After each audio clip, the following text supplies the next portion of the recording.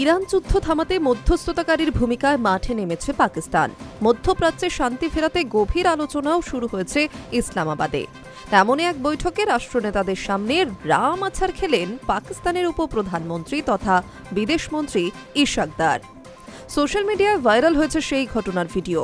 মধ্যস্থতাকারী পাকিস্তানের এহেন অকাল পতন দেখে হাসির রব উঠেছে সোশ্যাল মিডিয়ায়।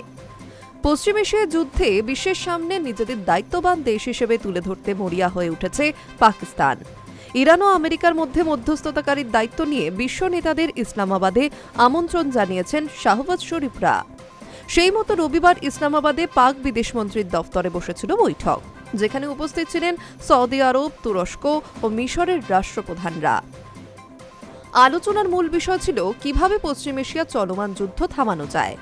রাষ্ট্রনেতাদের সঙ্গে সাক্ষাৎ ও করমর্দনের পর ইশাক দার এগিয়ে যাচ্ছিলেন মিশরের বিদেশমন্ত্রীর সঙ্গে করমর্দনের উদ্দেশ্যে।